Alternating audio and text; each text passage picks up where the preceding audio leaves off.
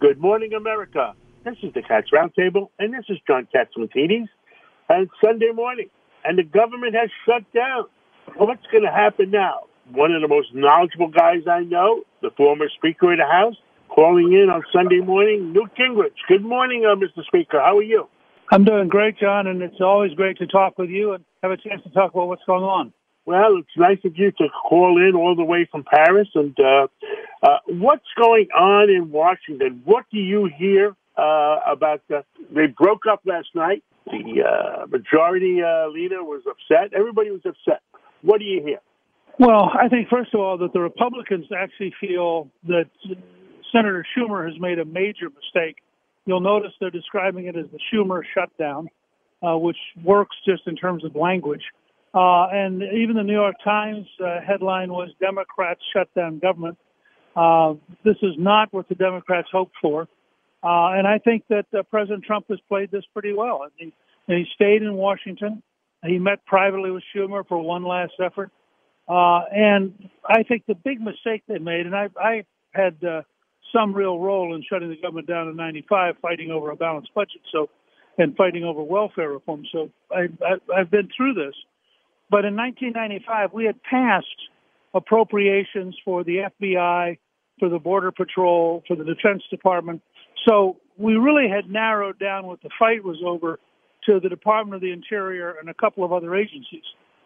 This time, the Democrats made a huge mistake because what they should have done is passed the Defense Appropriations Bill for the whole year, get it off the table, don't threaten the men and women in uniform and their families, and instead, they've stumbled into a situation where the Schumer shutdown cuts off funding for the American military on behalf of trying to get a deal for 700,000 people who entered the U.S. illegally. Now, I'm personally in favor of doing something for the Dreamers. I think that when you came here at 2 or 3 years of age, we should recognize your life is different. You didn't come here deliberately against the law.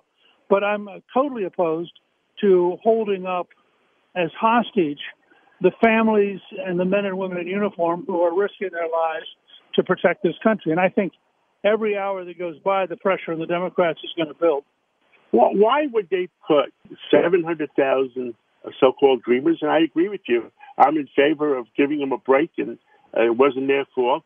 Why would they put that 700,000 of them in front of 300 million Americans and disrupt their lives and create aggravation? Well, I think in the Democratic Party, there's a sort of tribal system, and they think that they can appeal to particularly Hispanic voters almost on a tribal basis. And so they think this fight's really good for them because it consolidates the Latino vote. But that's the kind of thinking which, frankly, has driven them into the minority in the House, the Senate, and the White House, because the average American, including the average Latino, is not going to pit the Defense Department against solving the problem. Particularly, remember, it's President Trump who has said now for months that he wants to solve this problem, that he wants to sign a bill that protects the Dreamers. It was General Kelly, when he was at Homeland Security, who said over and over again that the Congress has to fix this. And I think Kelly, who I know personally pretty well, Kelly's just kind of angry that, it's the Democrats who could have gotten this fixed over the last 5 or 6 months who are now trying to hold up the administration. And I think they're pretty determined that Kelly and Trump are both very tough guys, and they're pretty determined not to let Schumer have a victory by trying to blackmail the American military. Who gets hurt the most? Americans are a little bit confused. They don't really know. Who gets hurt the most in government? Is it our frontliners or our soldiers? Who gets hurt? Well, General Mattis was very, very powerful in saying, how can I go out and ask these young men and women to sign up again, to stay in the service, when the Congress is so capricious and so unreliable, and they have no idea what it's going to do to their career. And I heard a retired veteran pilot in Florida say on Fox and Friends, and he's exactly right, you need about 25 hours training a month in the air if you're going to be the kind of pilots that we want to have, where you have absolute air superiority. And you start cutting into that training time, you're just destroying the effectiveness of our military. So I think all of these guys, I mean, my dad was a career soldier for 27 years. And the degree to which they could never understand why Washington was so screwed up is once again being perpetuated here. The people who are potentially hurt the most by this are the men and women in uniform and their families, whose lives are all held hostage. And General Mattis, Secretary of Defense, was very clear that if this thing goes on for very many days, one of the first things they will cut is training for the reserves. And that's very dangerous because you start cutting training, I don't care how good your weapon is, if the soldier or sailor or Marine or airman who's using it is not really well trained, they can't get the job done. How long, gut feeling, I know nobody really knows, gut feeling, how long do you think it will last? Do you think Schumer will come back at midnight on Sunday? I think what may happen, one of two things are going to happen. Either Schumer is going to come back, or you're going to start seeing Democrats. Remember, you got 10 Democratic senators up for re-election in states that Trump carried. So if you're from West Virginia or North Dakota or Missouri or Indiana, the pressure on you to cave is going to get to be very real. And I wouldn't be too shocked to see a group of Democrats go to Schumer and just say, we can't keep doing this. If you want to hold out, that's fine, but we're going to vote for it. So one of two things will happen. Either Schumer will cave, and he might get a fig leaf of some kind for caving. But I think the attitude right now in the administration is that they won't give him anything because they think he has made a huge mistake.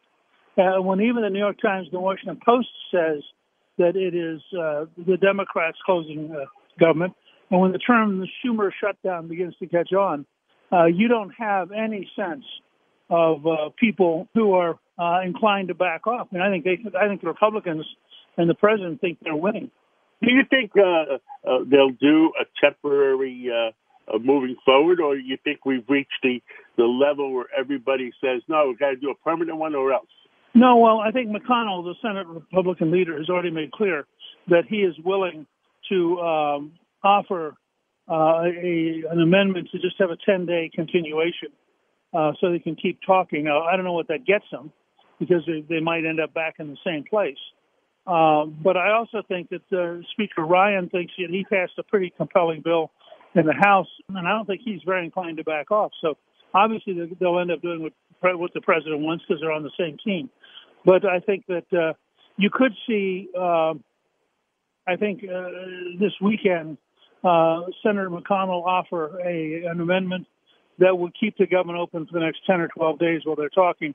And I would not be at all surprised to see the Democrats cave and accept it just because where they're at right now is so untenable. And I've said publicly, if having done this before, if I were the Democrats, I would offer a full year funding for the Defense Department and get it off the table. As long as it's at risk, they will never win this fight. Mr. Speaker, thank you for calling in from Paris, and thank you for your knowledge. And John, this does make the Cats Roundtable a truly international show. Thank you so much, and have a great time in Paris, and we'll talk to you soon. This is the Cats Roundtable. We'll be right back.